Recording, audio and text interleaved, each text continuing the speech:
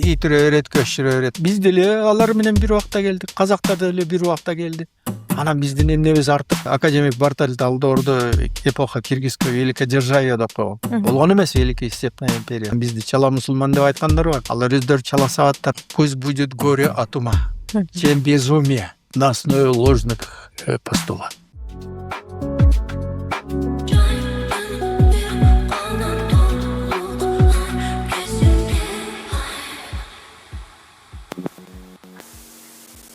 Саламатсыздарбы, урматтуу Эсимде подкастынын көрүүчүлөрү жана угуучулары. Бүгүн бизде конокто тарых илимдеринин доктору профессор Анварбек Макеев агайыбыз. Анварбек агай ушул тарыхтагы азыркы Кыргызстандагы эң көрүнүктүү тарыхчы, булак таануучулардан. Агай, сизге терең ыраазычылык биздин ушул подкастыбызга келип бергениңизге. Алгачкы эле ушул суроом, тарых илимине кантип келип калдыңыз? Башынан эле бала чагыңыздан ушул илимпоз болом деп кыялданчу элеңиз? Анан эми 20-кылымда Совет доорунда тарых факультети өзүнчө бир престиждүү факультеттерден болчу да. Кантип өтүп калдыңыз? Ошол жөнүндө айтып берсеңиз. Эми бул маселе өзүнчө бир кызык маселе. Мен кичинекей кезимде мектепте окуп жүргөн мезгилдерде тарыхка, анан негизи эле коомдук билимдерге шыгым бар болчу. Тиги так билимдерге караганда гуманитардык билимдерге дейин шыгым бар болчу да. Анан айрыкча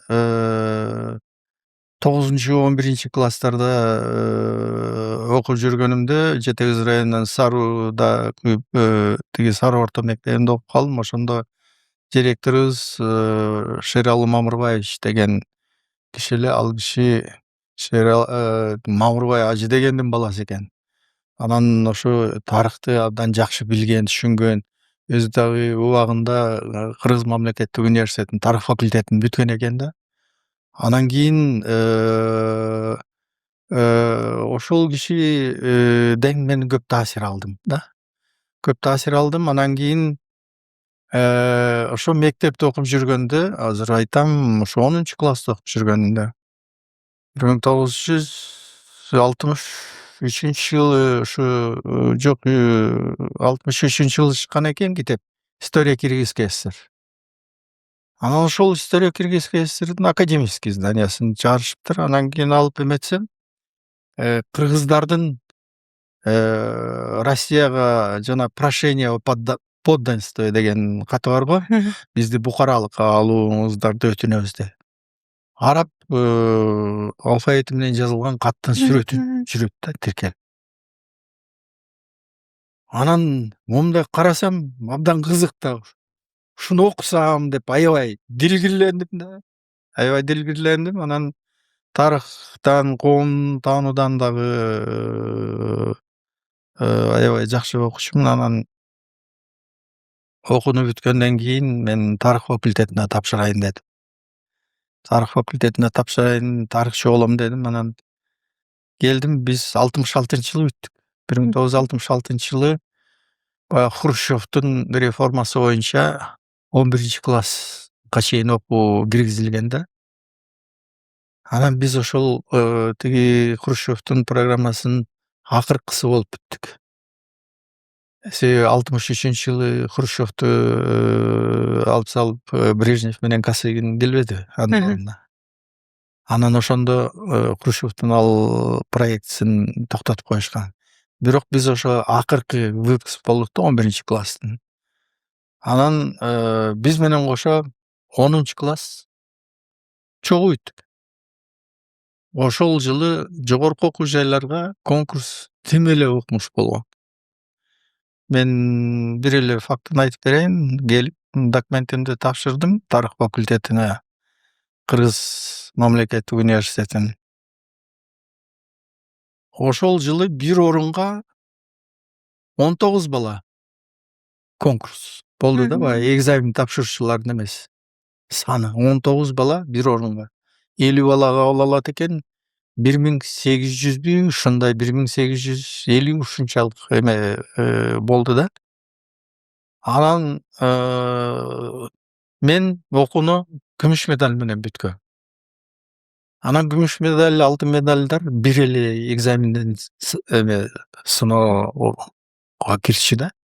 Анан меники предметный тарых болгондон кийин тарыхтан неметтим. Мен тарых эмес, коом таанууну 9-класста эле жаттап алгам. Ошондой кызыгып окугам да. Жана обществоведениянын проблемалары, исторический материализм, диалектический материализм деген эмне, алардын закондору бүт баарысын билишмин. Анан кийин студент болгондо тиги философиядан сабак берген эжекем таң калып атты: балам, сен каяктан окугансың? Анан мен ушундай Сары орто мектебинен окугам. Тиги мугалимиң ким эле? Шералы Мамырбаевич болчу. Ой, Алла агай, менин да мугалимим болчу деп ошондой эметкен да. Анан мен бир эле экзаменге ошо кирдим. Кирип эметсем, баягы аудиторияда экзамен берип аткан балдар эме ар кандай деңгээлде да. Анан кирип суроону алып отурсам, үлкөндөн эч эмеси жок, билет экенмин. Анан экзамен алып атканда Кайса Воротто Куруш деген декан экен, ошол убакта өзү председатель предмет комиссия. Анан баягы ал кишиге тапшырганчы, ал убакта тапшырышчу да. Ону өткөрүп кой, тигини колдоп кой деп. Анан ошол колдогон балдарынан 3-4 ачуусу келип, мурекиндей: "Отур, кайра даярдан" деп мурекинтип эметип атат да агай. Грамоталык Савратта Куруш.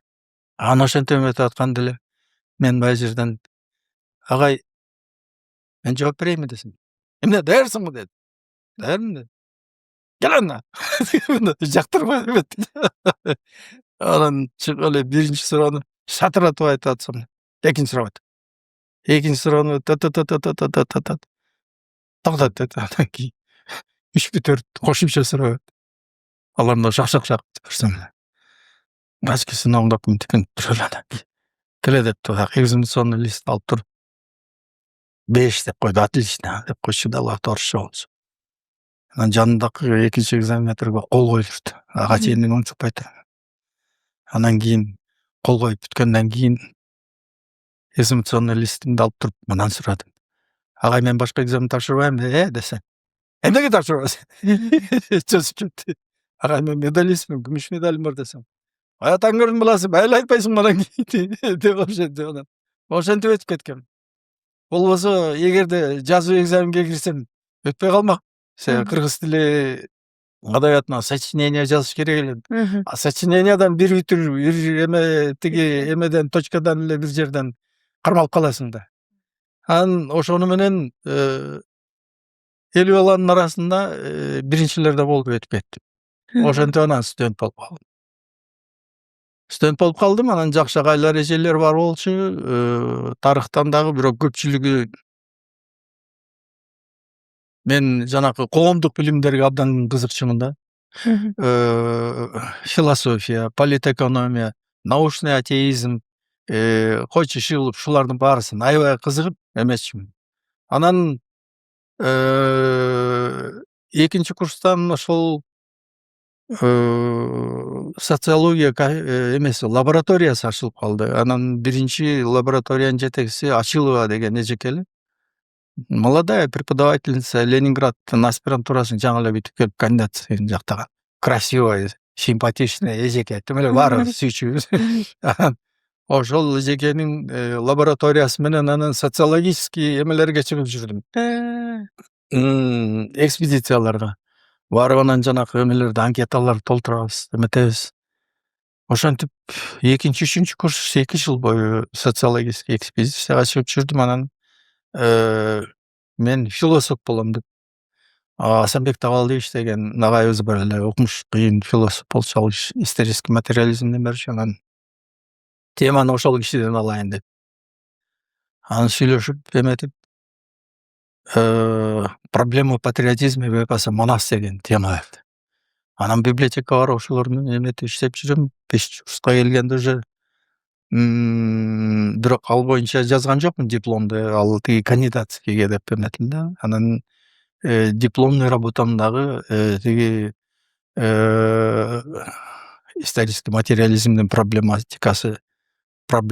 свободы деген немеде ошону Султашева Майя Султашевна деген жеким бар, ошонун жетекчилигинде анан защита кылдым. Тарых факультетинде уруксат беришти ошондо. Тиги башка кафедрадан эметкенге. Анан эмне болду? Анан окуумду бүтүп атканда философия кафедрасында вакансия болбой калды. Анан өзүбүздүн история СССР кафедрасында агайым экөөбүздүн атыбыз уйкаш болчу, Анварбек Хасанов деген агайым бар. Ошол киши менен жолугуп калып, ай ат уйкаш эмне болуп жүрөсүң деди. Анан мен айттым, агай ушинтип философияга эметтим эле, анан кийин аякта вакансиясы жок экен, быйыл эмне кыларымды билбейм десем, кел биздин кафедрада вакансия бар деди. Анан ошону менен анан тарыхчы болуп калдым. Анан Анварбек Хасановдун кафедрасында 3 жыл ассистент болуп иштедим. Анан 3-жылы Ленинградтан Сергей Григорьевич Кляшторный, белгилүү түрколог, руникалык жазуулар боюнча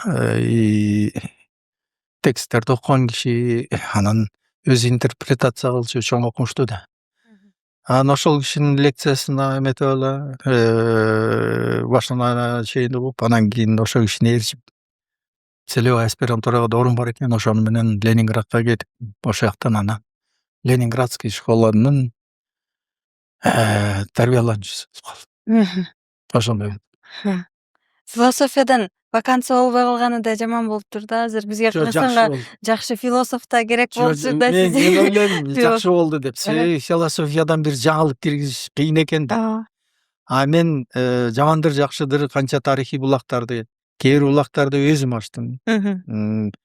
Көп булактардагы жаңы маалыматтарды мен алып чыгып, мен илимий айланпага киргиздим.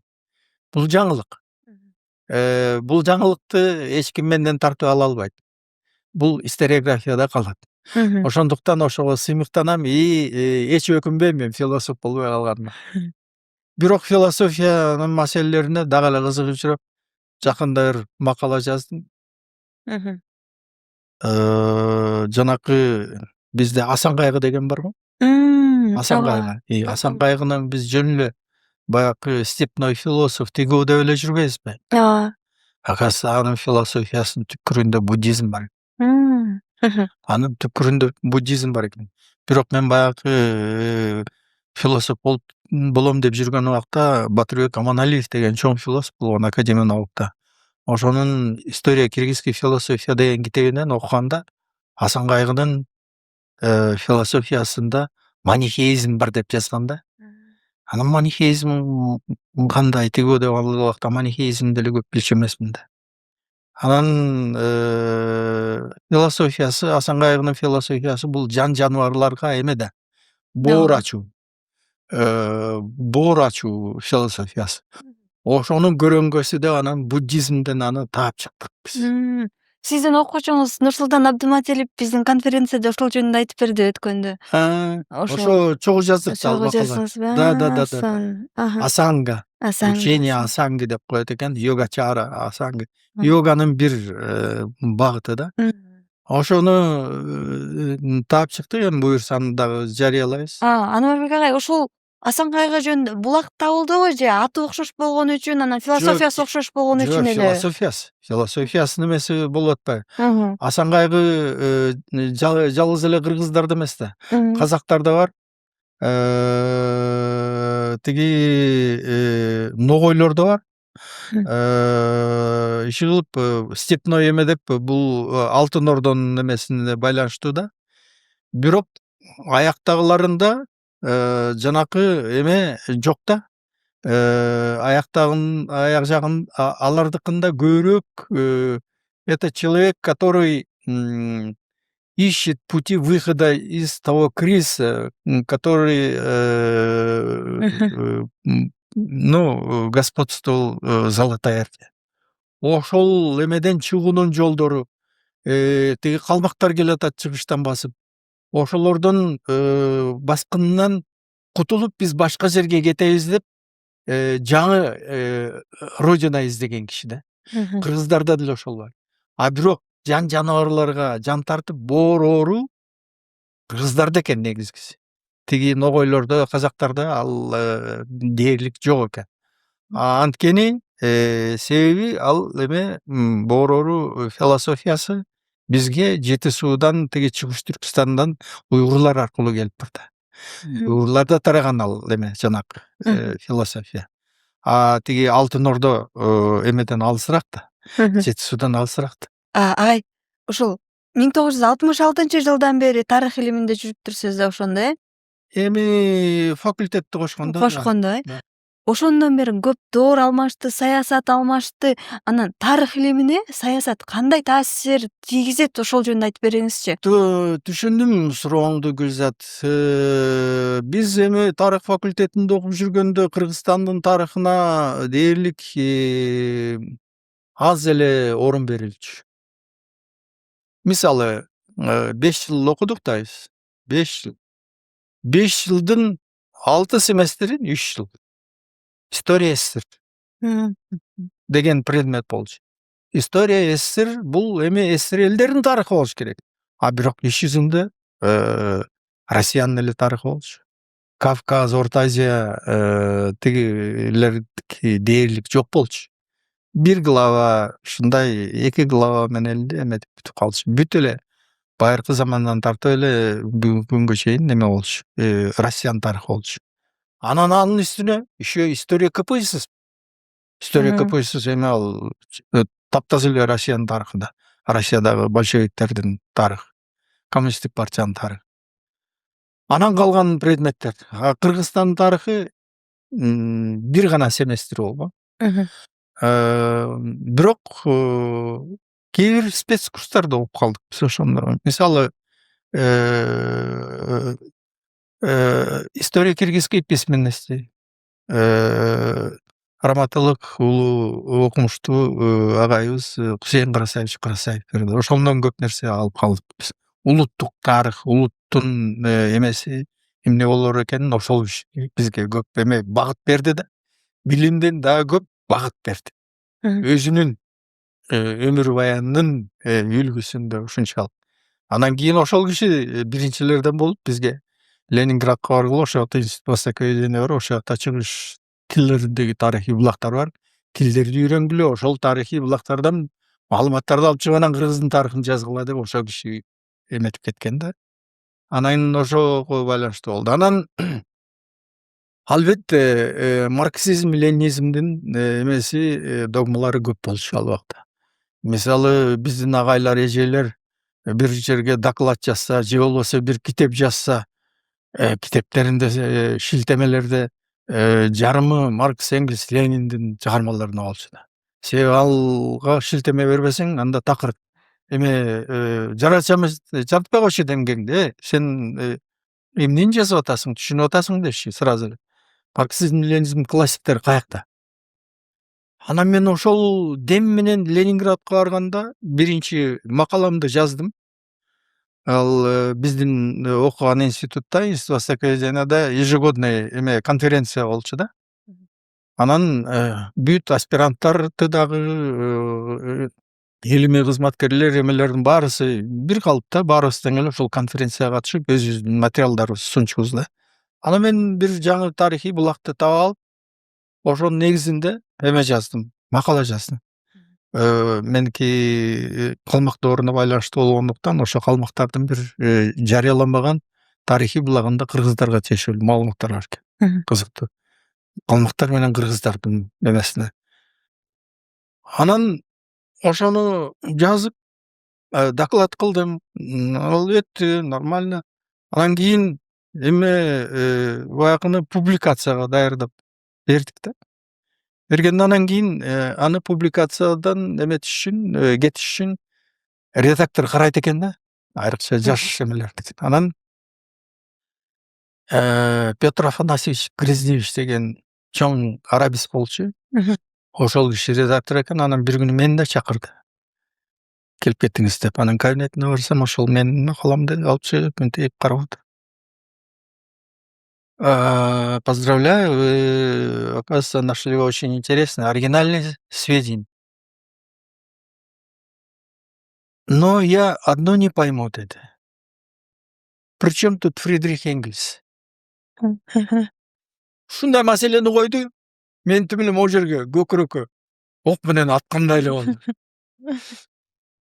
Түшүндүм, себеби мен ссылка кылгам да. Бияктагы баягы тарых факультетинин шаблондоруна салып туруп, бир эмес, эки жерде ссылкасын берген. Анан Энгельске. Ленинге да эмес, Маркске да эмес, Энгельске ссылка. Себеби Энгельс аябай кыйын окумуштуу болгон да өзү. История государства семьи частной собственности государства деген эмгеги бул классикалык эмгек. Муну бүт тарыхчылар окуш керек. Тилекке каршы азыр чыгарып коюшту. Это классическое историческое сочинение. И философский, и социологический. Анан ошо Энгельске ссылка кылып койгон бир эмеден. Причем тут Энгельс деди. Башка эме кеткен жок. Анан сразу оңдодум. Ошентип мен Ленинградский школанын эмесине ошентип кире баштадым. Андан кийин да ошондой кээ бир эмелер болуп атты, но это была моя грубейшая ошибка. Вот ошондой эме болгон. Андан тышкары жана дагы мындай эме да айтып аттым.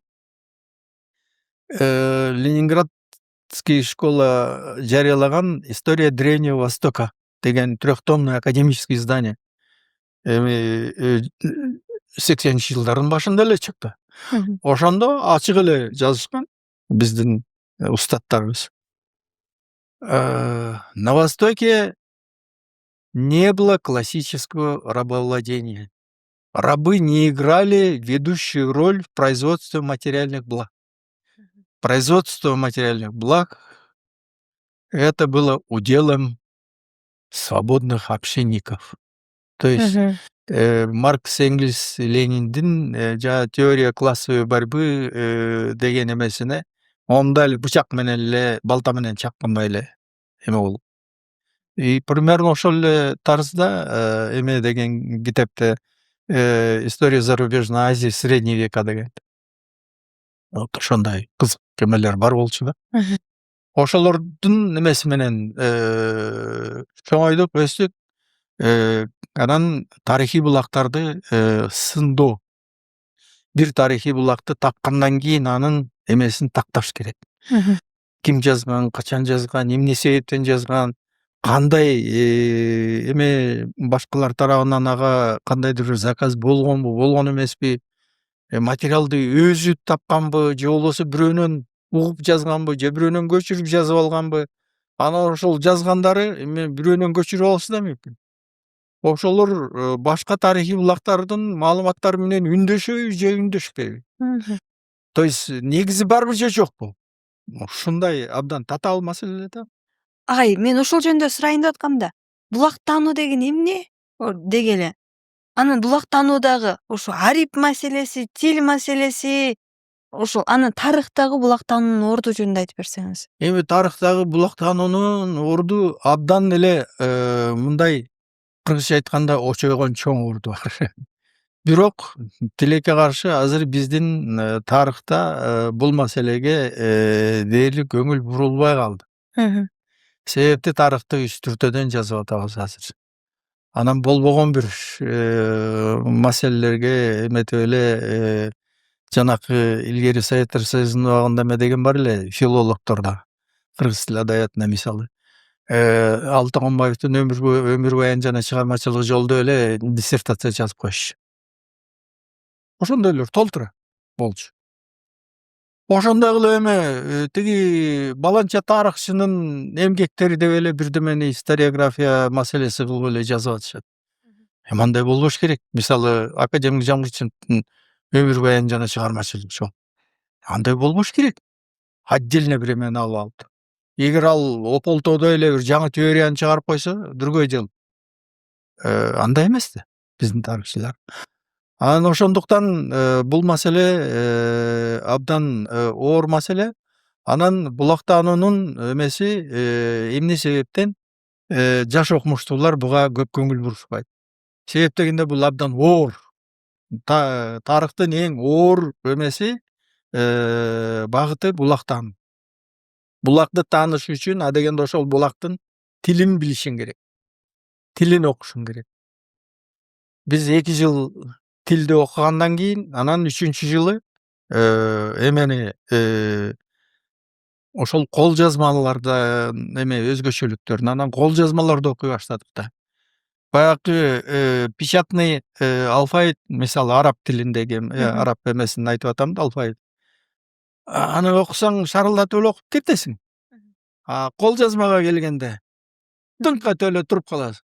Бир дагы сөзүн окуй албайсың. Түшүндүм. Себеби кол жазмадагы эменин почерктердин өзгөчөлүктөрү бар. Мисалы насталик, наск жана башка деген эмелер Орто Азияда кеңири таралган беле. Аны өздөштүрүш үчүн эле бир 6 ай керек. Эң дегенде эң аз дегенде 6 ай керек да. Анан аны өздөштүргөндөн кийин анан словарь менен анан эмете баштайсың. Булактардан аны окуй баштайсың. Ал өзүнчө бир тозок. Мисалы ал тилди бир тилди бир тилди толук бойдон эч ким билбейт. Ар ким, мисалы мен деле кыргыз тилин 100% эмес 75% билбейм. Ал үчүн адис болуш керек, Юдахинге окшогон. Анан бирок сөздүктөр бар. Жакшы сөздүктөр бар, орто сөздүктөр бар, начар сөздүктөр бар. Ошолордун эң мыктысын эметип туруп, анан кийин ошолордон анан эметесиң. Ошо сөздүктү морекинти улам ачып отуруп, азыр эми электронный чыкпады. Биздин убакта мындай эле китеп да. Ушинтип улам ачып отурганда, ошол сөздүктүн эмеси оюлат бир жерине. Баягы мынтип барактаган жериң, момунткен жер. Оюлат, ошо оюлганда ушунчалык оюлса, ошондо уже тиги сөздүктү негизинен карабай шара окуй аласың да. Бирок баары бир жерге келгенде бир сөз таптакыр башка болуп чыгат. Анан аны баары бир кайра издейсиң. Анан издегенде ошону контекстке жараша эметиш керек, которуш керек. Бул абдан оор нерсе. Анан бир макала жазыш эле абдан тозок. Себеби ошол айтып атпаймынбы, жана кандай нюанстардын баарысын эмеш керек. Качан жазылган, каерде жазылган, ким жазган, эмне себептен жазган, материалды өзү тапканбы, башкалардан укканбы, же көчүрүп алганбы дегендердин баарысы. Ошонткенде дагы, ошонткөнгүндө дагы анын маалыматтары башка тарыхый булактар менен үндөшөбү. Үндөшсө жакшы. Чала үндөшсө деле анча эмес. Такыр үндөшпөсө анда сомнительный. Ушундай эмелер бар да, нюанстары. Ошондуктан источнике ведения, булактануу бул тарых билиминин эң татаал эмеси, бөлүгү булактануу болуп эсептелет. Сен тил билбесең эле тиги булакты билбейсиң. Анда котормого эметип каласың, күнкөр болуп каласың. Котормолордун дагы эмеси болот. Мыкты котормолор болот, орто зар котормолор болот, анан начар котормолор болот. Анан мыкты котормо кандай болот? Мыкты котормо, мисалы, могу классический котормолорду байыркы Кытайдын тарыхый булактарын француз тилине которгон, анан тарыхында изилдеген Поль Пелио деген бул Россиянын окумуштуу академик Бартельдин деңгээлиндеги да. Академик Бартельд арабский, персидский, тюркский источниктер боюнча адис болчу да. Тиги китайский, монгольский, тибетский источниктер болчу. Өз убагында универсалдар болушкан да булар. Анан ошол Пелионун эмесинде булактануу методунда мына ушунча эле бир кенедей эле эмени которот, бир главаны ошол тарыхтан. Анан ушунча комментарий. Ал жердеги ар бир кишинин аты. Бул ат эмнени түшүндүрөт? Бул башка эмелерде качан биринчи жолу тарыхта кезигет, кандай эмелерди, эмгектери бар, эмнени жасаган, эмнеге кылган, кайда согушкан, эмне кылган. Баарысы. Бир уруунун аты чыгат. Бул уруу биринчи жолу тарыхта качан кезигет, эмне себептен, кимдер менен карым катнашта болгон, географиялык ат. Бул географиялык ат биринчи жолу биринчи каерде кезигет, анан кийин ал жерде кандай окуялар болуп өткөн. Сыяктуу ушундай комментарий деп коет аны. Научный комментарий. Глубокий научный комментарий. Ушундай эмелер болот да. Анан мен жалаң европейский эмелерди, французский, английский котормолорду, Кытайдын тарыхый булактары болобу, арабтардык болобу, эмелердик болобу, башкалардык, ошолорду колдоном мен. Мыктысы. мыктысын колдоном. Анан Маураки 2200 жылдык деген эме болду бизде компания. Анан ошол убакта тиги мамлекеттүүлүктүн 2200 жылдыгы деген. Анан 2000-дердин башында. Анан ошондо биздин өкмөт тиги Синьцзяндагы кыргыз туугандарыбызга заказ беришип, Кытайдын тарыхый булактарынан эмелерди которуп бергиле деп, кыргыз тилинде. Анан которуп алып келишиптир. Макеле Көмүрбай деген старший болчу ал кишини жакшы тааныйм. Анан баласы да бизде Манаста окушу. Анан бир күнү ошол китебин алып келиптир. Анан алып келип көргөздү. Анан мынтип барактабай турсам, такыр эле жутунууда. Анан мен сурадым Макелектен. Макеле аке, бул котормолоруңар кайсы эмеден которулду? Байыркы тексттерден которулдубу же кийинки бир эмелерден которулдубу десем, биз байыркы тексттерди окуй албайбыз деди. Ачыгын айтты. Эми алар филологдор, историктер да эмес, бакшы.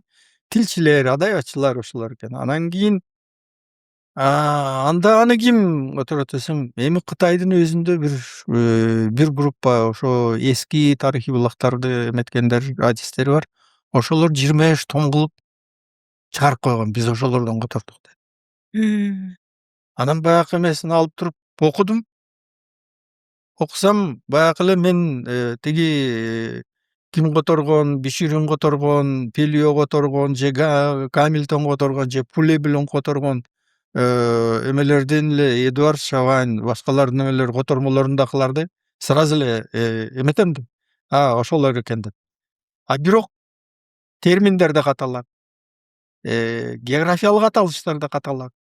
Кишинин аттарын да каталат. Анан кийин баягы детальный комментарийлерден изи да жок. Алар бере алышкан эмес, бере да алышпайт болчу. Орусча которгондорду орус тилин билишпейт алар.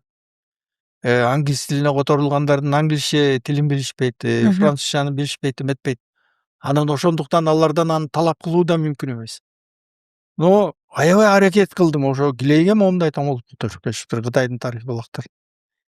Монографиямды жазып атканда жок дегенде бир шилтеме берейин деп жакшы эле издедим. Шилтеме бергенге эчтеме таба албай койду. Манаки булактануунун өзгөчөлүгү ушундай кылат. Алындай. Булакты билген адам которуш керек. Түп нускасынан которуш керек мүмкүн болсо. Болбосо колго жеткен акыркы нускасынан которуш керек. Анан кийин которгондо дагы аны зыңкыйтып туруп жанакындай бардык эмесине комментарий бериш керек.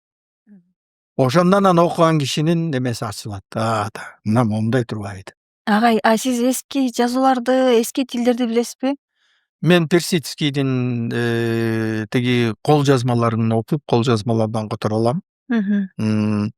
Чагатай тили дегендердин дагы бардык эмелерин которо алам.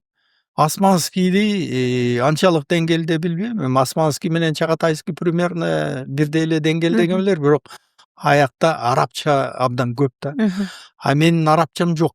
Мен персидский, анан кийин тиги старо түркский деп дагы коюлат, же чагатайский язык деп коюлат. Батыш тилдеринен ошол тарыхый булактар которулган тилдерден англис тили менен француз тилин билем жакшы. Мындай ошолордо которулмаларды колдоном. Азыр Кыргызстанда эски Кытай тилин билген, араб тилин, эски араб тилин, эски осман тилин билген адистер барбы? Эски осман тилин билген менин дагы шакиртим Роза Абдулова биздин эмеде Манаста эметет. Ал ошол Осман империясы менен Орто Азия хандыктарынын мамилелери деген темада кандидаттык диссертациясын PhD'син эметкен. Абдан жакшы мындай эметет, билет. Тиги перс тилин билген адистерибиз бар. БГУда Машарапов Таласбек бар, ал да менин шакирттеримден болот. Өзү эмеден кандидатский Ташкенттен Бирахмедович Ахмедовдон эметкен. Тиги Жуманалиев Тынчболот бар, ал дагы Ленинградда менден кийин Турсун Икрамович Султановдон түрк тарихи Кашгар боюнча кандидатский заштап алган. Окуй алат, эмете алат. Бирок алда башка темага кирип кетти кийинки убакта, политология жагына. Кытай тилин билгендерден Жусаев бар. Алда БГУда Кубан Жусаев. Бирок анын кандидаттык эмесин защита кылбай койду. Жалкоолондугу билбейм, ооруп да калды. Анан эң мыкты бир таланттуу балабыз бар эле, Бешен Алиев Таалай, ал жигит деле ушу БГУда сабак берип жүрөт, бирок ден соолугу абдан начар болуп, дээрлик илимди таштап койду. Болбосо кандидаттык диссертациясын абдан мыкты жазган. Мин доорундагы, Мин династиясы доорундагы Миншидеги кыргыздар тууралуу маалыматтар деген темада абдан жакшы. Тиги жетекчиси белгилүү синолог Евгений Иванович Качанов болчу. Жалко ошондой болуп калды. Азыр тарыхчылар, Кыяз агайлар коңгуроо кагып, архив Кытайда көп архивдер бар кыргыздар жөнүндө 3000 жыл мурунку деп айтып атпайбы? Аларды ким окуйт, ким анализ Эми Кыяз агайың айтып аткан тиги манжур тилиндеги тарыхый булактарды изилдеп аткан менин дагы бир шакиртим Канат Абдыжапар уулу деген ошол жигит эле отуруп ал иштеп атат. Тиги Кыяз агайың айтып аткан ошол эле. Ал эми манжур тилиндеги документтер бул 18-кылымдын эле ортосунан башталат. Андан аркысы манжур тилинде жок. Болсо дагы алар Кытай тилинен которулгандар манжур тилине. Себеби манжурлар акыркы Кытайдагы династиянын эмелери болчу да, өкүмдарлары болчу да, манжурлар. Анан ошол манжур тилиндеги эмелерде 18-кылымдын ортосунан кийинки мезгил боюнча бир топ мындай материалдар бар экен. Аны ошол менин шакиртим изилдеп өтүп атат. Буюрса жакшы адис боло турган болуп калды. 2-3 макаласы чыгып атат. Жакшы. Ошондой. Агай, дагы бир биздин тарыхыбызда көйгөйлүү маселе бул кыргыздардын этнос болуп калыптанышы го. Анан тарыхчылар бул жөнүндө аябай бири-бири менен талаш тартыш маселелер көп да. Ушул жөнүндө айтып берсеңиз, кыргыздар качан калыптанды? Эми тарыхты түшүнгөн кишиге бул анча деле чоң проблема болбош керек. Көп тарыхчыларыбыз тилекке каршы тарыхтын эмесин, этаптарын көп түшүнө беришпейт. Кыргыздарды тегерек атам заманында эле бир жерде Энисейде калыптанып бүтүп, анан кийин даяр болуп эле ошо Тянь-Шанга көчүп келген эл катары сүрөттөп жүрүшөт да, жаңылыштык ошондо. Элдин тарыхында бери дегенде 3 этап болот. 3 этап болот. 3 этаптын эң биринчиси этногенез деген этап. Этногенез деген этап ошол элдин аталышы, өзүнүн аты менен качан чыккан, каерде чыккан. Анан ошол элдин ошол жерде өзүнүн бир территориясы болгонбу?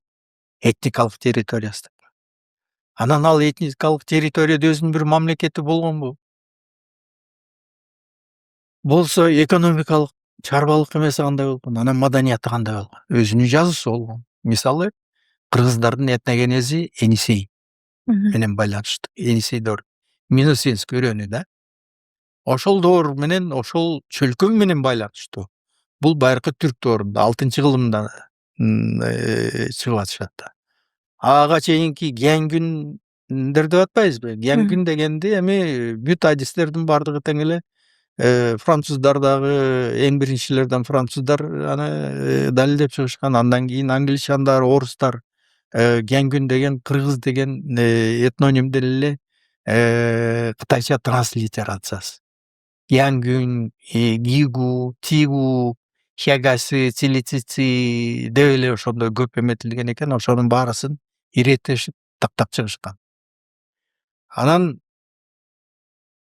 демек андан Гянгүндардын бирок ошол эмеге Энисейге качан барып калганда, кандайча барып калганда белгисиз бойдон калып атат. Бирок 6-кылымдан тартып Кытайдын тарыхый булактарында, анан кийин 7-кылымдан тартып руникалык жазууларда кыргыз деген этнонимдин аталышы, анан өзүнчө кыргыз мамлекетинин болгондугу, жанакы Барсбек эмелер деп атпайбызбы?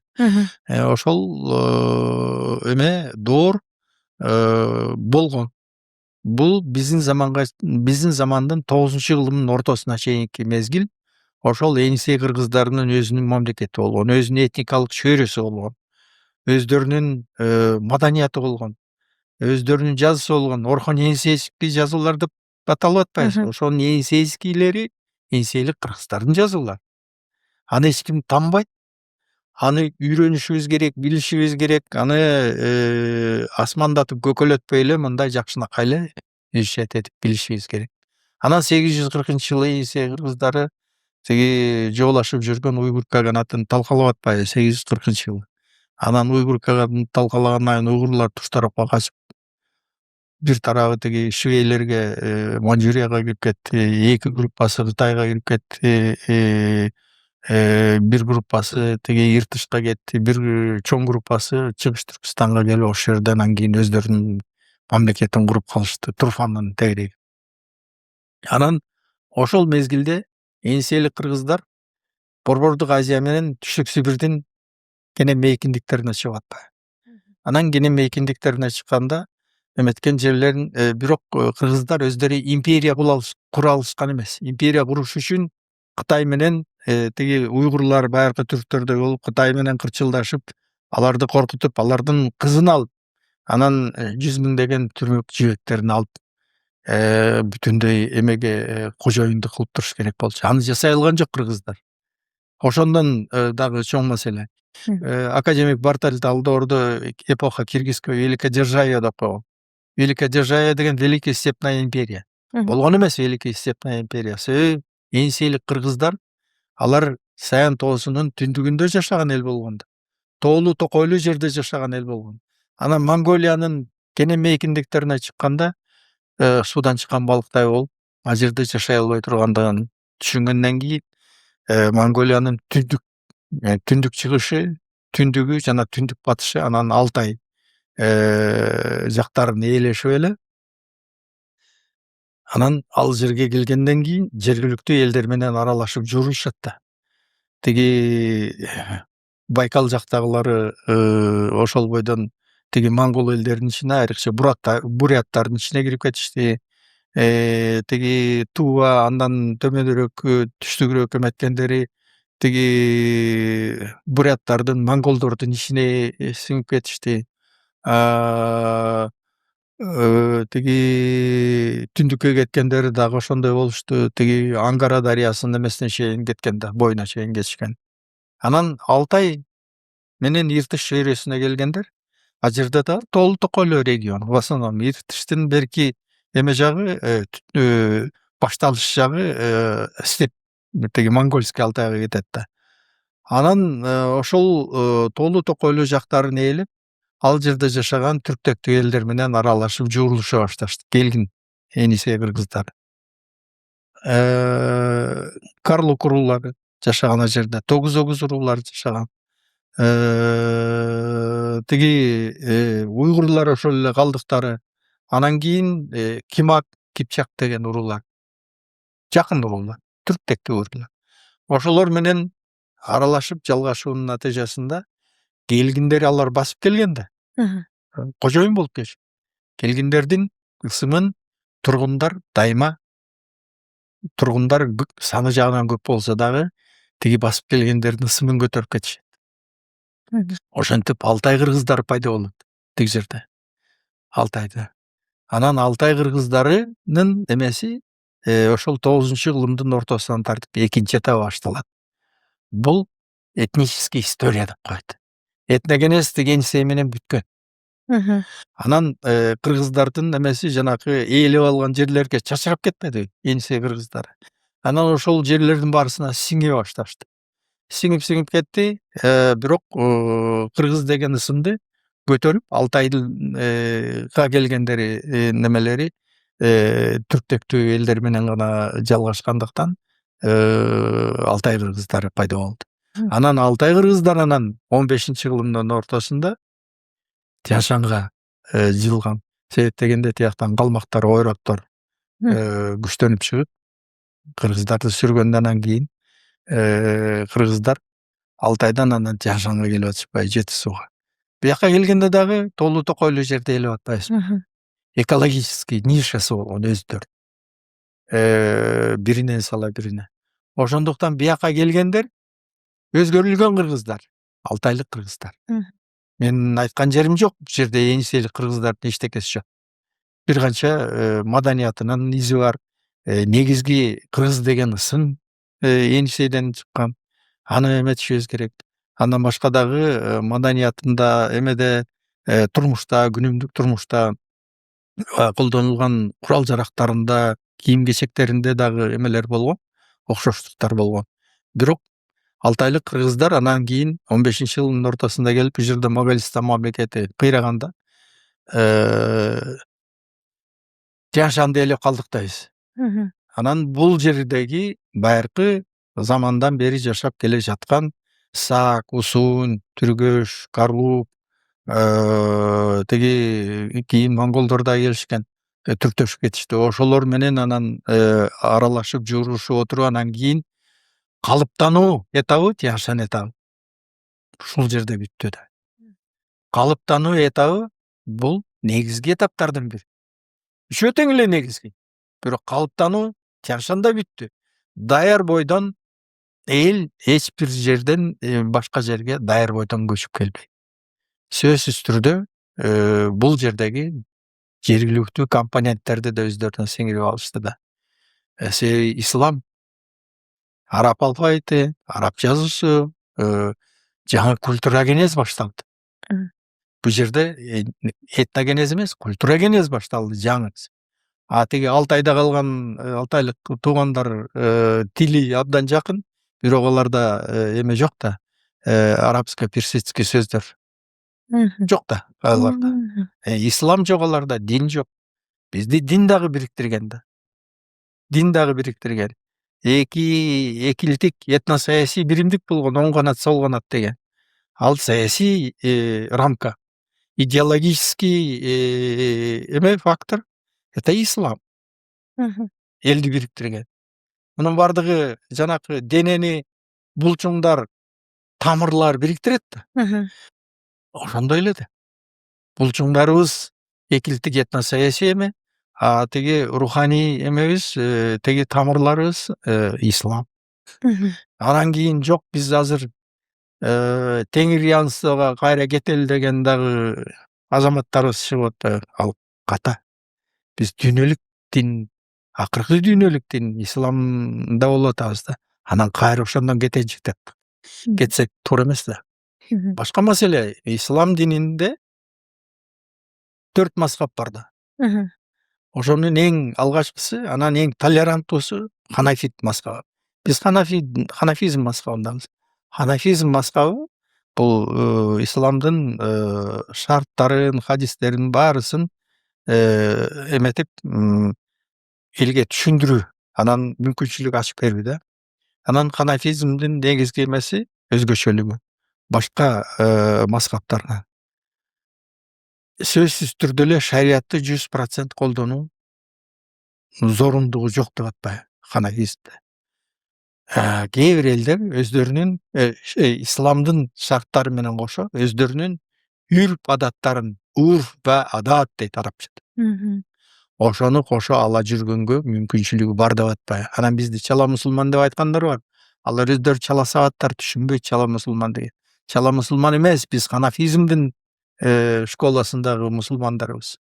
Бизге ошол ханафизмдин толеранттуулугу менен, айкөлдүүлүгү менен берилген рамкаларда жашап атабыз. Себеби исламга чейинки ошол эле шаманизм, теңирянство деп, модерн термин. Нормальный термин — это шаманизм. Анан ошонун эмелерин азыркы күнгө чейин сүф деп тиги ырым-жырымдарыбыздын көбү шаманизмден келген. Аны чогуу эле алып жүрүп атпайбыз. Ошондой. Агай, эмнеге биз улуу эл болгонду жакшы көрөбүз? Анан канчалык бизди улуу деп айткан сайын ошого сыймыктанабыз да. Мисалы үчүн бирөө силер улуу эл эмессиңер десе, мындай урушабыз го. Мисалы үчүн анан азыр калмактар жөнүндө айтып кетпедиңизби? Бизде ошондой барбы? Балким жааматтык институтубузда сакталып калса керек, бирөө ушундай айтса, ой бул камак окшойт деп. Сиз жөнүндө да айтып жүрүшөт да ошондой Мени дайым сөздөрдү. калмак. Анан эмнеге ушундай болуп калды?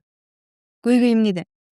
Эми бул жанакы тарых боюнча ар бир элдин өзүнүн башынан өткөн көйгөйлөр бар да. Ошол көйгөйлөргө да байланыштуу. Ошол жоолашкан заман ким менен душман болгонбуз, ким менен дос болгонбуз, ким менен өнөктөш болгонбуз. Булардын бардыгы элдин эсинде, эс тутумунда калат да. Эс тутумунда калат. Бирок улуу эл деген нерсеге мен мындай көз карашым башкача. Анан байыркы эл деген дагы түшүнүк бар бизде. Кыргыздар эң байыркы элбиз деп атпайбыз. Баягы 2200 жылдыкты майрамдаганда тиги кошуналарыбыз менен аябай жаман болбодукпу? Өзбектер, казактарды, аларды биз эң байыркы элбиз. Силер казактар менен өзбектер чийдин түбүнөн табылган балдарсыңар деген тарзда эле мамиле кылдык да. Себеби алардын ысымы жаңы. Ысымы жаңы эл болот, бирок заты жаңы эл болбойт. Заты бардык элдердики эң байыркы эл. Кандай гана эл болбосун. Азыркы жанакы тиги жаңыдан табылып аткан Амазонканын боюндагы эмелердин баарысы эң байыркы эл. Байыркы эмеси тарыхы жок эл болбойт. Бирок кээ бир элдердин аты жаңы. Казактардыкы, казак туугандарыбыздыкы. Бул Дашти Кипчакта жана Алтын Ордо кыйрап криз болуп аткан мезгилде Алтын Ордонун эмесинен хандарынын баягы диктатурасынан дейли, авторитаризминен качып чыккандар, анан кийин элдерин алып чыггандан кийин өзүчө болобуз дешип, анан качып чыккандардан анан качак деген сөздөн келген казак деген сөз, термин. Это социальный термин превратился в этноним. Өзбек деген термин деле ошондой. Алар дагы көчмөн өзбектер Алтын Ордодон келди. Биз деле ошол жактан келдик да, Иртиштин боюнан. Тиги Жунгар Ала тоосунан. Жамаатташ эле чогуу жүргөн элдер болчубуз да. Биз Тяньшанды эледик, казактар азыркы Казакстанды эледи, өзбектер Маверанахрды эледи, эки дарыянын ортосун. Өзбектер өздөрүнүн атын бул жерде жашаган байыркы отурукташкан түрк элдерине берди. Алар өздөштүрүп алды, себеби тигилер бийлик болуп келди да, Шейбаниттер, Чыңгыз хандын тукумубуз деп. Анан кийин өзбектер деле биз менен бир убакта келди. Биз деле алар менен бир убакта келдик. Казактар деле бир убакта келди. Анан биздин эмнебиз артык? Айланайын, Гүлзат. Мен ошондой суроо берем да дайым. Биздин эмнебиз артык аларда? Алардыкы артык болушу мүмкүн. Потому что у них древний компонент гораздо древнее, чем наш. По крайней мере, өзбектер. Андай эмеспи же? Мен сизге кошулам да, анткени эми ушул заманга биз жетсек, демек чөп эмес да өсүп чыкканда. Демек тарыхы бар да, Баарысынын тарыхы бар да. Ооба. Болгондо да чиеленишкен тарых. Бир убакта 16-кылымда эле саясий аренага бир убакта чыкты. Өзбектер, Шейбаниттер, Тимуридтерди кубалап чыгышты. Биз моголдорду кубалап чыктык. Тиги казактар тиги Алтын Ордонун хандарынан бошонуп чыгышты. Ошентип эле эл болгонбуз. Үчөөбүз тең эле. Просто биздин элибиздин аты эски ат. Эски ат болгон это эми баягы эмне деп коет, тиги марка да. Маркабыз эски, эми ал андан эч нерсе өзгөрбөйт. Тиги элдер, казактар менен өзбектер керек болсо бизден алдаганча чоң элдер да. Туура, сан жагынан эле алганда. Территориясын айтпай эле коелу. Территориясы жагынан ал экөө тең чоң элдер. Анан эле биз кандай алардан ашып кетишибиз керек? Тең ат эле болуп жүрөлү. Себеби тең келгенбиз бул жерге. Тең ээлегенбиз бул жерлерди. Ошондуктан тең ат эле болуп жүргөнүбүз жакшы. Мен андай өзгөчөлүктү эметкенди каалабайм. Өзгөчөлүктөрүбүз улуттук менталитетте бар, маданиятта бар, тилибизде бар, мурастарыбызда бар. Ал өзгөчөлүктөр, аларды көкөлөтүшүбүз керек да. Манасты көкөлөтүшүбүз керек. Мисалы, эми андагы чени менен көкөлөтүш керек да. Ченинен ашып кеткен убактар да бар. Мындай суроо да, биз мектептеги программасы бар го, мектеп куралдары тарых сабагы. Ошол жакта окуган менен азыр академиялык тексттер, сиз жазып аткан эмгектердин айырмалары аябай чоң да. Анан балдарга башка нерсени окутуп атабыз, анан тарых илими башка болуп калгандай кээде сезимдер пайда болот да. Эми ал туура, себеп дегенде тиги тарых китептерин, окуу китептерин жазгандар булар башкалар да. Буларды мен популяризаторы науки деп коем. Эми ошол популяризаторлор өздөрүнүн страсттарына жараша популяризировать этип коет экен да. Себеби алар өздөрү ал тарыхты жазган эмес. Мисалы байыркы тарыхты азыркы ошол авторлордон кимиси жазган эмес да. Анан кийин алар колунан келишинче түшүндүрүп атышат. Мен мисалы андай жалпак тил менен жаза албайт экенмин. Ошондуктан аларды деле мен көп эметпейм, күнөөлөбөйм. Бирок мага студент болуп келген балдардын мээсин 1 жыл бою мен чайкап отуруп эптеп илим жолуна салганга аракет кылам. Кээ бирлери ошол бойдон чыкпай калышат. Тиги мектептеги алган эмелер боюнча. Агай бизге монтип үйрөтпөдү эле.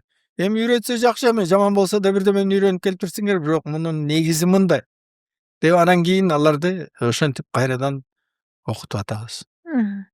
Себеби мен өзүм деле айтып атпайм, Кыргызстан тарыхын тарых факультетинде окуп жүргөндө кыйратып окуган эмеспиз биз. Мен Ленинградка барганда нөлдөн баштап үйрөндүм да Кыргызстан тарыхын, байыркы тарых, орто кылымдагы тарых. Анын эч уяты жок. Илим деген ошондой, туурасын үйрөнүш керек. Дагы мындай суроо да, тарых бул дайыма эле идеологияда. Мисалы үчүн расмий эс тутум, расмий мамлекет жазат да тарыхты, биз окуткан балдар окуган, студенттер окуган.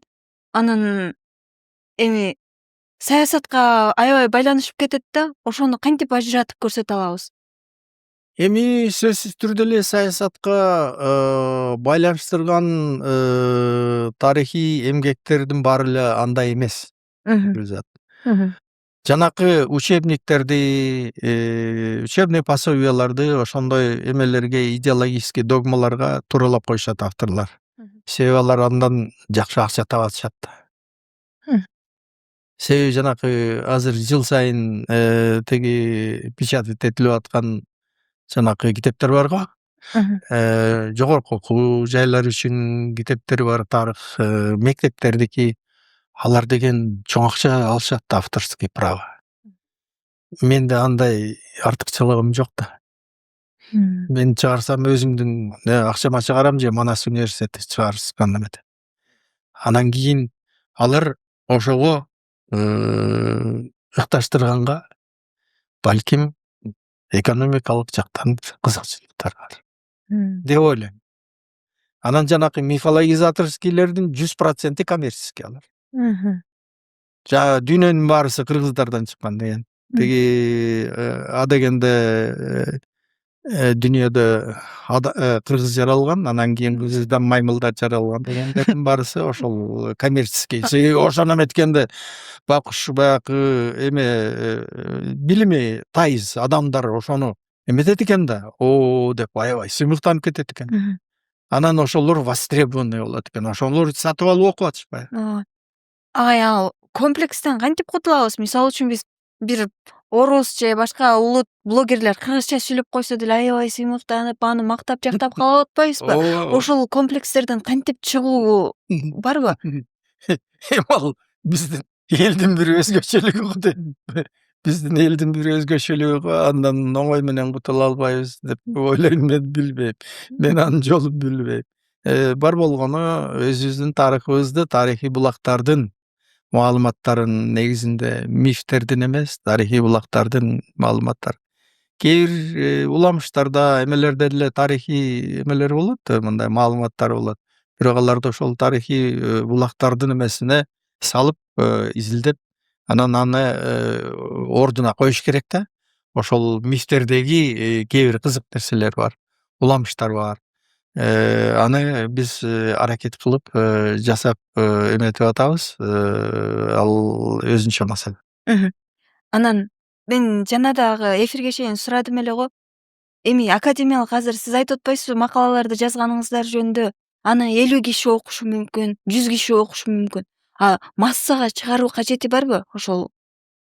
Эми аны массага ал макалаларды чыгаруунун кажети деле жок. Башка маселе ошону жанакы популяризаторлорубуз ошолорду окуп таап, анан тиги эмеге окуу китептерине мүмкүн болушунча алардын баарысын ошол бойдон киргизгенге болбойт, бүкүлү бойдон. Аны жакшы популяризатор болсо, жакшылап эметип туруп монтаждап кое алат. Ошону жасабай атышпайбы? Алардын бир эметип койгон схемасы бар. Ал схемадан башка эмени кабыл алышпайт алар. Тилекке каршы. Популяризаторлорубуздун ошондой эмеси бар. Биз болсо илим менен жалаң гана илим менен аракет кылгандар, эгер биз жаңы факт таап алсак, жаңы материал таап алсак, же болбосо жаңы бир метод таап алсак, аны шыдыр колдонобуз.